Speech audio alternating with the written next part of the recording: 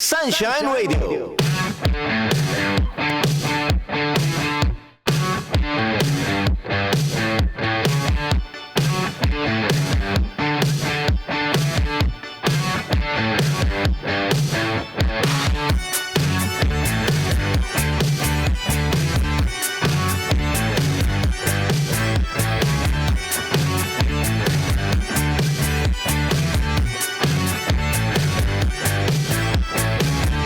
Alright, Pilipinas, buong mundo, buong universe, magandang hapon po sa inyong lahat. Maayong hapon kaninyong tanan mga kapartners. Naimbag amalim. Maupay nga kulop. Maya pagat panapon. At buenas tardes. Good afternoon po sa inyong lahat. Saan makayong bahagi ng mundo, wini-welcome namin kayo. Dito sa paboritong tambayan ng mga nagnenegosyo at kanilang kasosyo. Dito lang sa Patok, may oportunidad sa bawat katok.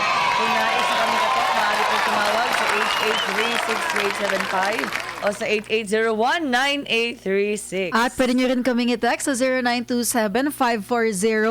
0927-540-2241. At syempre, mag-iwan ng inyong comment at greetings sa ating Facebook at YouTube live stream sa DZAR 1026 at sa Patok sa DZAR. Yan, mga kapartners, at kitang-kita po tayo sa GSAT, Channel 40 Nationwide. At kami po ang inyong katok ngayong hapon. Ako si Kapartner Wella. At ako naman po si kapartner Jillian. At syempre, meron tayong special na panauhin as usual, Sweet Journey. Ayan. Gaano ba katamis ang kanyang journey? Sino ba ang nagdala ng matamis na mga pangako Charot. sa ating mga customer? Ano ba ang kanyang may share sa ating mga kapartner na naisin mag-start ng kanilang negosyo? Ayan. Kaya mga kapartner, imagine this. Mula sa init ng kalsada, sa hirap ng pagiging street vendor, hanggang sa bango at tamis ng premium donuts na abot kaya ng masa. This is a story of grit, perseverance at mindset na failure is never an option. Kaya mga partners, ngayon makikilala natin ang isang entrepreneur na patuloy na nagpapatunay na walang maliit na simula basta't may malaking pangarap. Kaya let's welcome mga partners. Walang iba kundi si kapartner Yusuf or Yu Salim, ang founder ng Yuyu Donuts. Ayan, good afternoon po kapartner Yu. Good afternoon po. Maraming salamat sa pag-invite sa akin dito. Ayun. Baka meron kang gustong i-shout out ng mga fans. Shout out. Maraming gustong shout out eh. Maraming nagpapa-shout out ngayon, mga kaibigan ko. Shout out sa inyong lahat. Kung isa-isahin ko masyado madami. Lahat sa inyo, shout out sa inyo. Maraming salamat sa pagsuporta. Ayan. Bago yung ating Yuyu Donut story, baka pwede mo kaming kwentuhan paano ka nagsimula as a street vendor? Yun lang. Nag-start ng pagiging street vendor. Kasi walang choice eh. Kasi I've been so many struggles talaga. As in, todo struggle. Isipin mo graduate ako, nagtrabaho ako sa magandang hotel hanggang naubos lahat. Naubos lahat ng aking pera, lahat. Tapos hanggang nawala lahat eh. Hanggang one day, wala akong choice. Kailangan ko magbenta sa kalsada.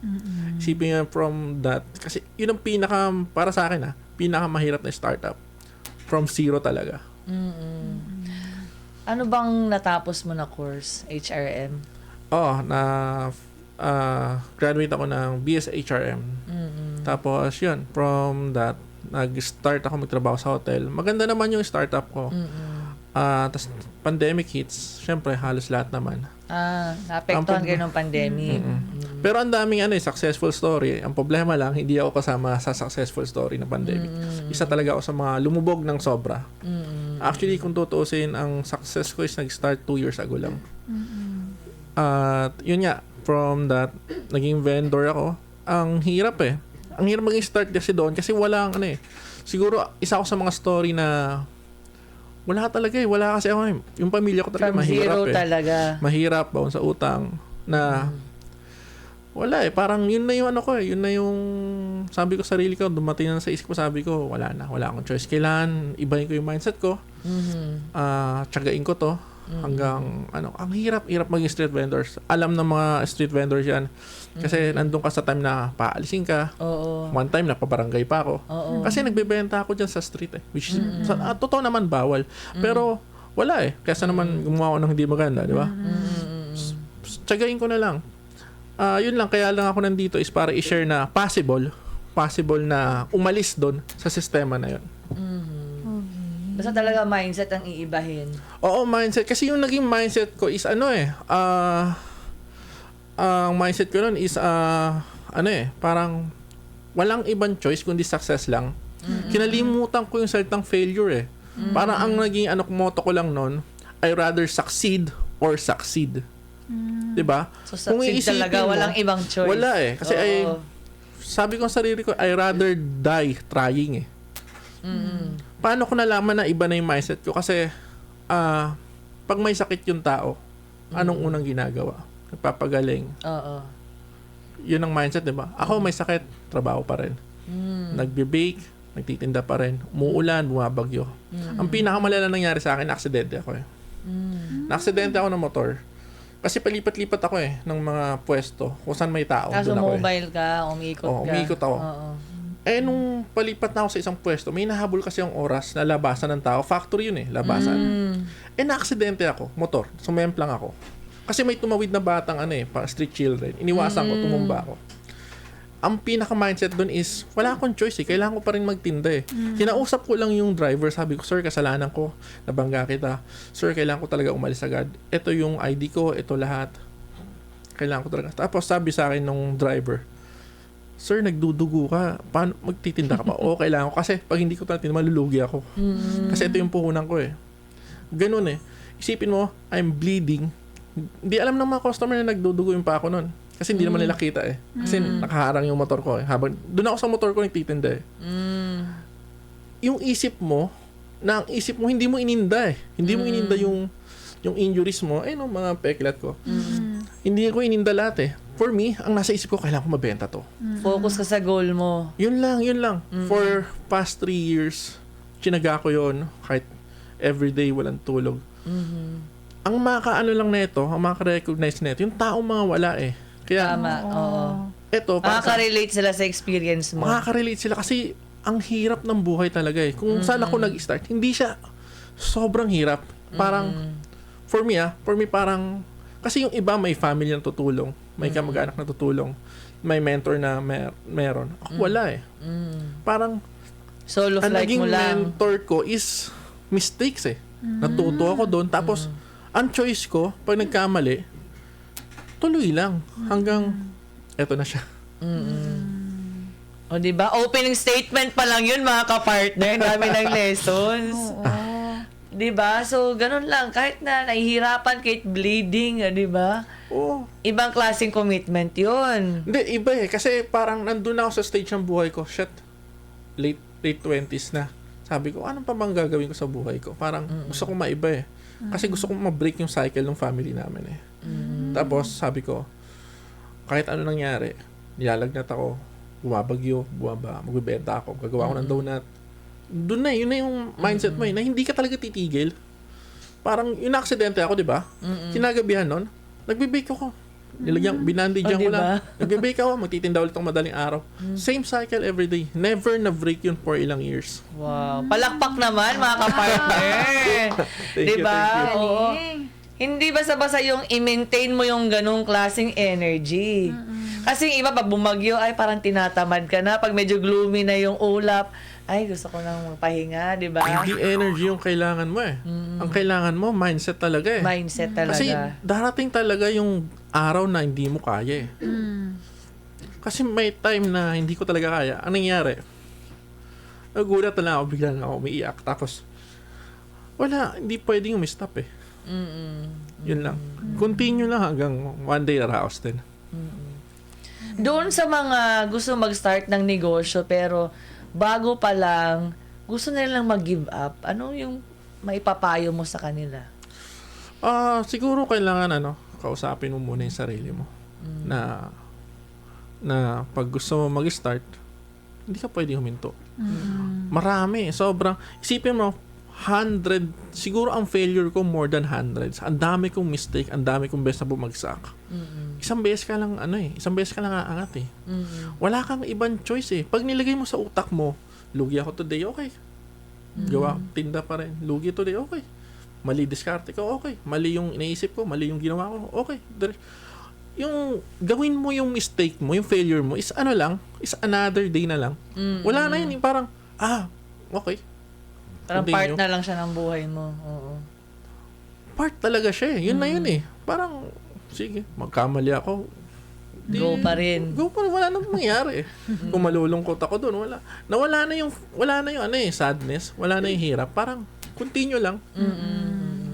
Na-exercise na rin yung mindset mo, yung utak mo. Hindi ka na parang nakakaramdam ng Wala na. madadown Parang, ka, wala na. Nawala na malungkot yun. ka, wala na. Wala na.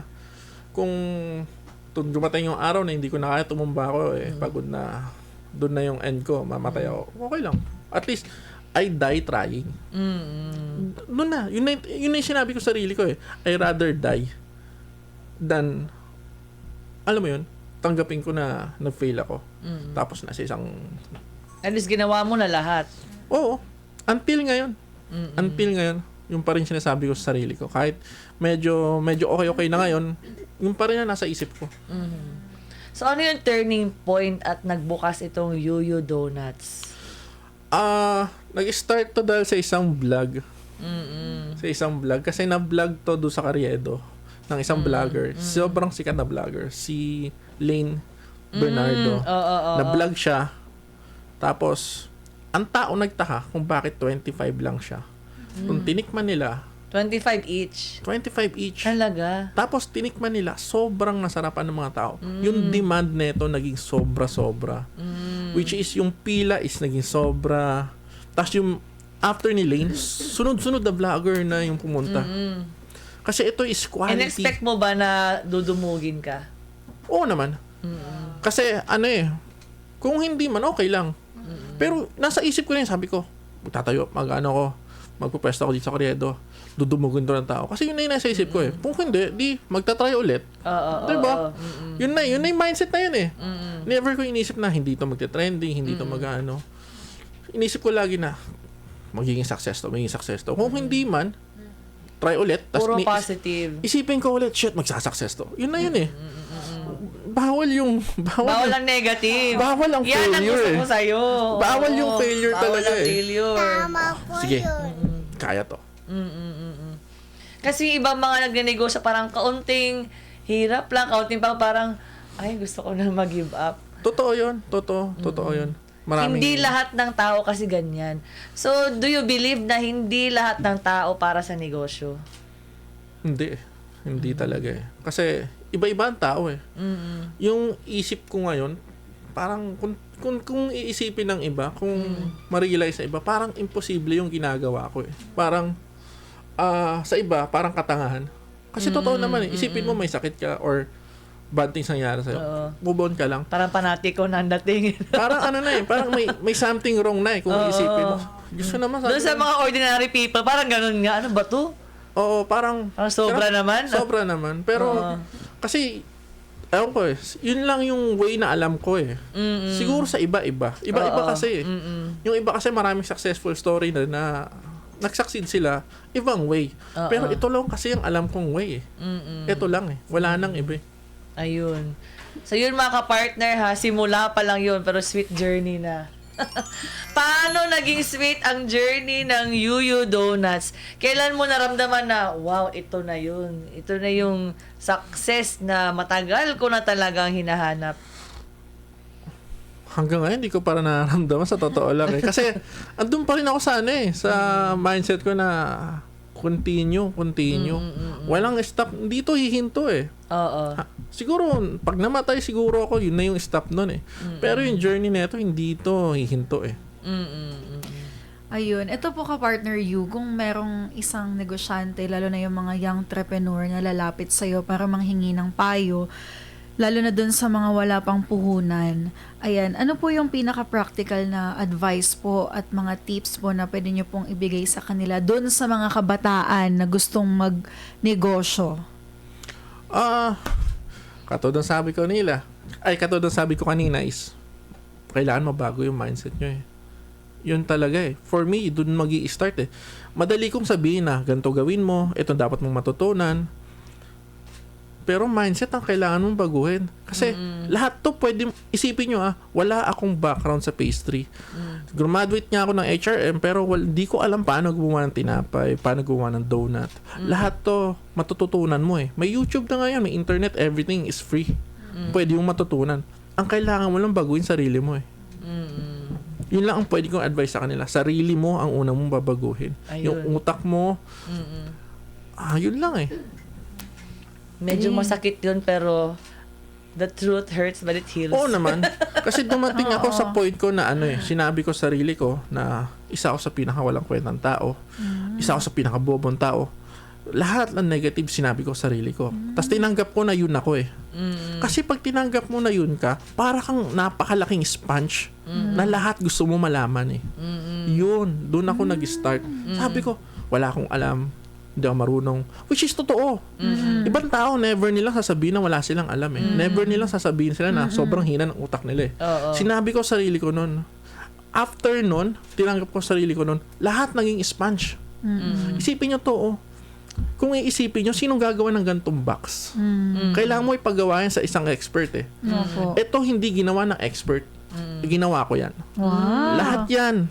Lahat ng nakikita nyo yan, ginawa ko yan. Diba?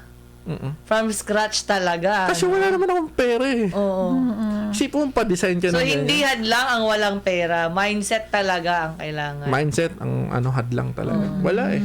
For me ewan ko lang sa iba kasi hindi ko kayang sabihin yung ibang tao. Hindi ko kayang i-talk out sa kanila kasi iba-iba tao, iba-iba yung prinsipyo, iba-iba eh. Ang kaya ko lang sabihin yung experience ko na maybe maka-inspire, 'di ba? Yes, of course. Ang galing. So, ano mga ino-offer ninyo na nasa harapan na gusto na namin kainin? Actually, marami yan eh. Marami. Ano-anong flavor? Nung una ba, isang flavor lang o marami agad? Hindi. Nagsimula ako ng 2 flavor. Ano yun? Ang pinakauna kong flavor is yung Bavarian. Tapos, di siya masyadong nag-click. Hanggang nag-try ako ng mga non-sweet. Yung mga non-sweet ko yung mga unang nag-click. Kasi yung mga customer ko, inalam ko kung anong kailangan ng customer ko eh. Yung mga customer ko, puro factory workers. Which is, ang gusto nila is hindi matatamis. Gumawa ako ng donut na hindi matatamis. Meron akong donut na chicken floss. Meron akong donut na ham and cheese, pepperoni, Hungarian, which is galing non-sweet, garlic. Doon nagsimula Savory. Oo. Isipin mo, donut na non-sweet. Diba? Gumawa ako ng ganon. Tapos ngayon, meron na rin maraming sobrang flavor. Ilang flavors na ngayon? More than 20 plus na rin More than siguro. 20 plus? Ikaw lahat gumawa? Oo. Gaano katagal yung pag-aaral niyan? Trial and error? More than 3, 5, 4 years. Years. Kasi never ako nag-stop na matuto eh. From the start na nag-aaral ako kasi wala talagang alam eh. Hanggang ngayon sinasabi ko pa sa sarili ko wala akong alam. Kaya pag may nakikita ko, may naisip ako, shit, okay. Okay. Yun yung mindset eh. Pero at least yung utak mo hindi natutulog. Laging nag-iisip. Hindi tamad. Hindi, to be honestly, isa ako sa mga pinakatamad na tao. Kasi parang ewan ko, medyo lately lang ako nag-iba eh. Kasi hindi talaga ako masipag na tao eh. Hindi, totoo naman yun, hindi talaga. As in, alam na ako kahit mga kaibigan ko, alam yan, tamad ako. Pero nagbago lang talaga nung iniba ko yung mindset ko eh. So yun mga ka-partner, may chance pa tayong magbago. Doon sa mga gustong maging successful.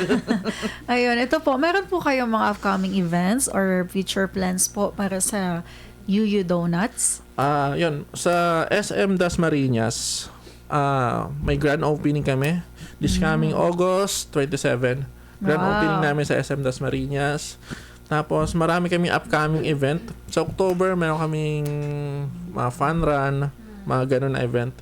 Tapos, lahat ng event namin, lahat ng opening store namin, makikita nyo sa sa Facebook page.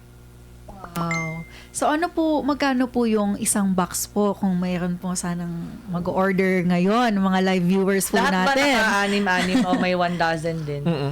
Kasi pinaka-minimum namin na per box is 6 pieces, which is Opo. only 150 pesos. Diba? 25 150 lang. pesos each lang siya. Opo.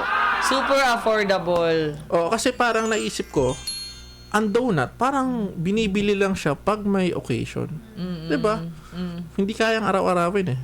Bakit hindi ako gumawa ng donut na pwedeng araw-arawin? Which is high quality rin. Yes. Same ng commercial brand eh. 'Di ba? So, napakagandang idea. Nung bang kabataan mo, creative ka na ba? Hindi. Hindi. Mga ngayon lang talaga, this past years ka lang talaga, parang nag-iba yung mindset. Oo, kasi parang kailangan eh. Hindi ko naman, walang choice eh. Kailangan talaga magbago eh. Yun lang ano eh. Yun lang yung recipe. Wala At nang least iba. nakapag-decide ka na magbago. Oo, kasi ang Diba? hirap. Ang hirap maging mahirap eh. Oo. Pero mahirap din magkaroon ng pera. Yun ang hindi alam ng tao. Hindi madali maging may pera. Mahirap din mo walang pera. Parehas mahirap eh. Ngayon, pipiliin mo kung anong gusto mong hirap. Yung walang pera o meron. O, doon na ako sa meron. O, diba? Diba? Wow. Magandang ano din yun, no? Parang mapapareflect yung tao. Ano ba gusto mong hirap? Yung may pera o walang pera? Parang yung iba, ano bang gusto mong problema? Walang customer o maraming customer? Diba? Yun Diba? lang. So, yun din, parang napaisip din ako doon, na. Kaya mo lang piliin kung anong gusto mo. Opo. Ayun. Yun po, ka-partner, yung kung meron po kayong message po sa younger version of yourself, ano po kaya ito? Sana nag-start ako na mas maaga. Kasi medyo late na eh. Kasi to be honestly, ako yung madalas mong makikita na nasa labas. Nag-i-enjoy. Happy. Happy, nagiinom, nalakwatsa, kung ano ang pinagagawa sa buhay. Parang lately ko lang talaga na-realize na, ito na pala yung totoong buhay. Kailangan ko na mag-step up. Wow. Basahin ko lang ibang comments sa Facebook, napakarami. Sabi ni Erica, hello. Si Delgin, hello din. Si Eva na pa, wow. Chuni Gab, nakaka-inspire ang kwento mo. Curious na paano mo na-manage ang puhunan nung nagsisimula ka pa lang as street vendor. Actually, mahirap kasi nga, first, kasi wala kang alam about computation, about profit margin, mga ganun. Hindi mo alam eh. Mahirap. Pero from malalaman mo lahat from mistake eh.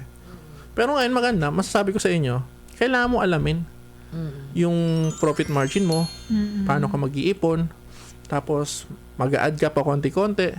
Katulad ko, nag-start ako ng kamay, nagmasang kamay, hanggang paunti-unti nakapag-ipon, bibili ng mga gamit, mag-improve hanggang mapunta ka sa ganito. makompleto. Oo. So, hindi masama mag-start ng maliit. Hindi masama mag-start ng wala. Ayun. Yun ang mas maganda. Oo. So, kailangan, gusto mo talaga, i-start mo na agad kung gusto mo Yes. talaga. Oo. Huwag mo isipin na, wala akong ganito. Okay lang mag-start kahit wala. Ayun, parang gusto ko yun. Ang dami mga pwedeng quotable quotes ngayong hapon. Eto pa, sabi ni Delgin, sulit ang 25 pesos sa sobrang sarap ng Yuyu Donut. Siguro nakakain na ito. Thank you. Alona Castillo, napakagandang negosyo po yan, Sir Yusuf. Kayang-kaya sa bulsa. Masarap na mapapawaw ka talaga. Good luck po. More customers to come. Tapos, mayroon ka ba daw balak maglabas ng bagong flavor soon? Actually, last week, naglabas ako ng mga bagong flavors. Like, nung, dark choco cream. Tapos, ano pa ba yung mga, Nutella. Meron akong Nutella almond. Tapos, soon lalabas yung pistachio. Naku! Soon lalabas yung biscuit namin na flavor. Soon, kailangan ko lang talaga ng oras. Pero very soon, promise, ilalabas ko lahat ng mga flavors na yan. Anong pinaka-bestseller? Ano ba? Yung milky cream cheese. Ito yun. Yun talaga. Parang gusto ko Milky yan. cream cheese. Ano pa ba? Chocoloko na masarap din. Ano pa ba? Yung ham and cheese. Mga savory. Yung Korean cream cheese garlic namin sobrang mabenta rin. Ayun. Ano pa ba? Ayun, tikita niyo yung pila mga kapartner. Ayun, no? Haba. Wow. So, the video speaks for itself. Babalik-balikan. Yan yung pwesto namin dyan. Nasa ano pa yan? Nasa kalsada lang yan. Pero ngayon wala na yan eh. Pero ngayon nandun na mismo sa mall, ng Isitan Mall yan.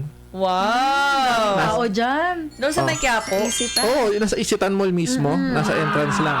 Binigay, no?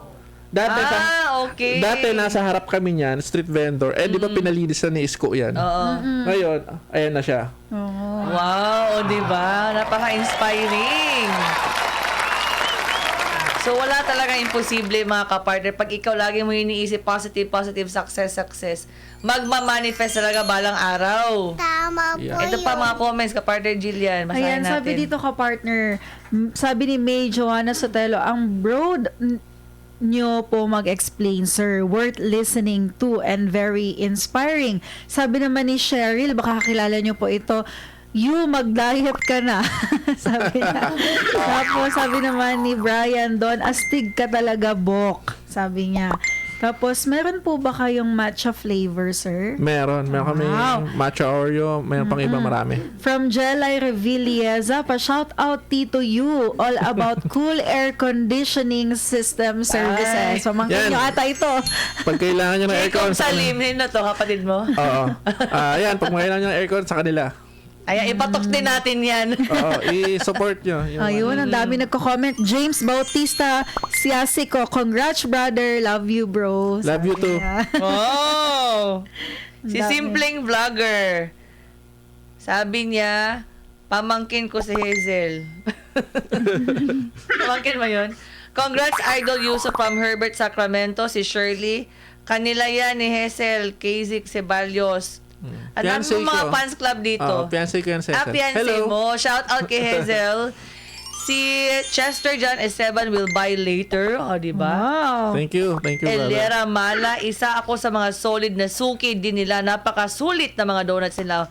Mura pero mamahalin ang lasa. Wow. Saan ka pa? Actually, ang dami pang comments pero medyo kapos na tayo sa oras. So, last message na lang po doon sa ating mga viewers. Paano kayo kontakin? Pwede bang delivery open ba kayo sa ganon? Sige po, nasa niyo pa pagkakataon? First, unang store namin sa Isitan Mall, sa pinakababa lang yan. Sa mismong main entrance ng Isitan Mall, nandun po ang Yuyu Donuts. Maraming salamat sa walang sawang tumatangkilik at hanggang ngayon, grabe pa rin yung pila namin doon. Hindi nagbabago. Tapos, ngayon meron kami sa SM Dasmariñas meron kaming stall doon na maliit. Binigyan kami ng stall habang hindi pa nagbubukas yung pinaka main store namin sa SM Dasmariñas. Sa August 27, grand opening sa SM Dasmariñas. Wow! Tapos pwede naman kayo mag-order, ipalalabog natin yung mga mga orders nyo. Message lang kayo sa Facebook page namin and please support nyo yung page namin. Kasi doon yung lahat makikita yung mga updates, mga opening ng store, everything doon makikita lahat. Maraming salamat. Ayan, maraming salamat din kay partner Yusuf Salim ng Yuyu Donuts, ang kanyang sweet journey mula sa medyo savory na journey. Ngayong sweet na. Ayan. Alam ko marami mga kapartner natin ang na-inspire sa kanyang kwento. Hindi masamang magsimula kahit wala. Yun ang pinakagusto ko, mga kapartner. Mamaya isa pa ring inspirational na mga message ating mapapakinggan sa isa pang nagtagumpay din na negosyante. Mamaya yan sa pagbabalik ng Patok! May oportunidad sa bawat katok. Huwag bibitiw, magbabalik ang Patok sa DZAR.